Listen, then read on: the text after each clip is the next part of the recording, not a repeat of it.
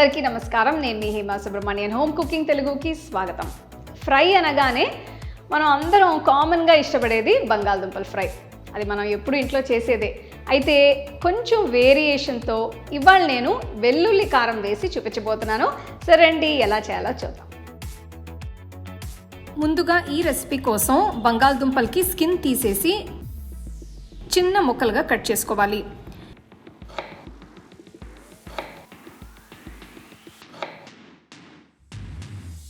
నేను వీటితో deep fry కాకుండా ఈరోజు స్టర్ ఫ్రై చేయబోతున్నాను.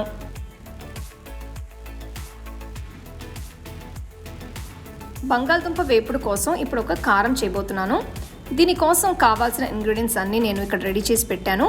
మీరు చూస్తే ఇక్కడ వెల్లుల్లి రెబ్బలు, కారం, జీలకర్ర, ధనియాలు, ఉప్పు, కొన్ని కరివేపాకులు ఉన్నాయి. ఇప్పుడు ఒక మిక్సర్ జార్లో ముందుగా 2 టేబుల్ స్పూన్ల ధనియాలు, 1 టేబుల్ స్పూన్ అంత జీలకర్ర, 6 వెల్లుల్లి రెబ్బలు వేసి ఒక్కసారి రుబ్బాలి. ఇవి మెత్తగా అవడానికి టైం పడుతుంది కాబట్టి ముందు వీటిని మాత్రమే గ్రైండ్ చేస్తున్నాను. చూస్తున్నారు కదా, ఇవి ఇలా గ్రైండ్ అయిన తర్వాత ఇందులో 1 టేబుల్ స్పూన్ అంత కారం, 1 టీ స్పూన్ ఉప్పు, కొన్ని కరివేపాకులు వేస్తున్నాను. ఈ కారంలో ఫ్రెష్ కరివేపాకులు వేయడం వల్ల ఫ్లేవర్ చాలా బాగుంటుంది.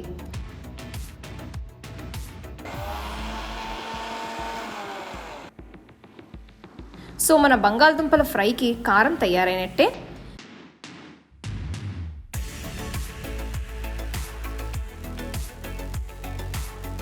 దీన్ని పక్కన పెడుతున్నాను.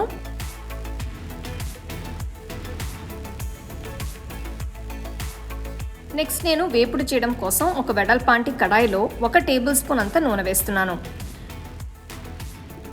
ఇందులో 1 టేబుల్ స్పూన్ అంత పచ్చిశనగపప్పు, 1 టీ స్పూన్ మినప్పప్పు, 1/2 టీ స్పూన్ ఆవాలు, 1/2 టీ స్పూన్ అంత జీలకర్ర వేస్తున్నాను.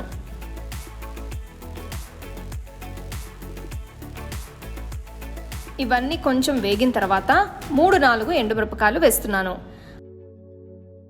అలాగే కొన్ని కరివేపాకులు కూడా వేస్తున్నాను.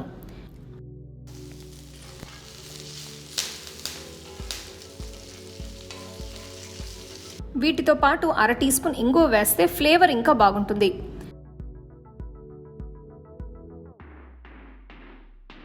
ఇప్పుడు నేను కట్ చేసి ఉంచిన బంగాళదుంపల్ని వేసి కలుపుతున్నాను. కట్ చేసిన తర్వాత వీటిని నీళ్ళల్లో ఉంచితే కలర్ చేంజ్ అవ్వకుండా ఉంటాయి. ఇందులో 1/2 టీ స్పూన్ పసుపు, 1/2 టీ స్పూన్ అంత ఉప్పు వేసి ఒక్కసారి ఇదంతా మిక్స్ చేయాలి.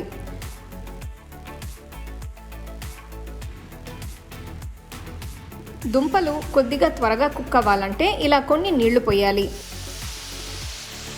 జస్ట్ ఒక 2 టీ స్పూన్లు అంత నీళ్లు పోస్తే సరిపోతుంది. ఈ మాయిశ్చర్కి దుంపలన్నీ కాస్త సాఫ్ట్గా కుక్ అవుతాయి. నేను ఈ పాయింట్లో ముందుగా పట్టిపెట్టిన వెల్లుల్లి కారం వేస్తున్నాను.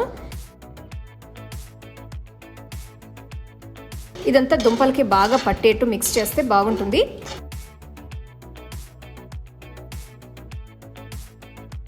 పొయ్యిని లో ఫ్లేమ్లో ఉంచి కడాయికి ఒక మూత పెడుతున్నాను.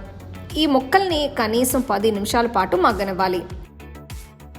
ఆ తర్వాత చూస్తే మీకు ముక్కలన్నీ బాగా మగ్గి కనిపిస్తాయి. అలాగే మసాలా ఫ్లేవర్ని కూడా ముక్కలు చక్కగా అబ్జర్వ్ చేసుకుంటాయి.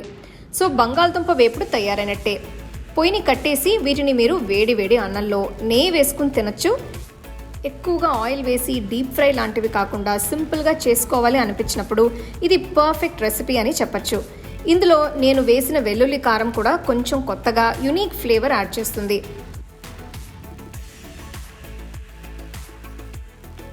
వెల్లుల్లి కారం వేయడం వల్ల ఈ ఫ్రై బాగా ఆరోమాటిక్గా బాగా రుచిగా ఉంటుంది. సో మీరు దీన్ని రసంలో కానీ సాంబార్ అన్నంలో కానీ సైడ్ డిష్గా సర్వ్ చేసుకోవచ్చు. లేకపోతే ఏమి లేకపోయినా కూడా ఉట్టి పెరుగున్నంత కూడా ఈ వేపుడిని మీరు తినచ్చు. అంతా బాగుంటుంది అన్నమాట. సో తప్పకుండా ఈ బంగాళదుంపల వేపుడిని ట్రై చేసి మీ ఫ్యామిలీ ఫ్రెండ్స్తో షేర్ చేసుకోండి.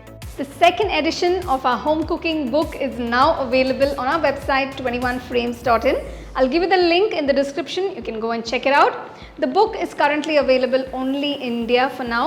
So you can place your orders on 21frames.in.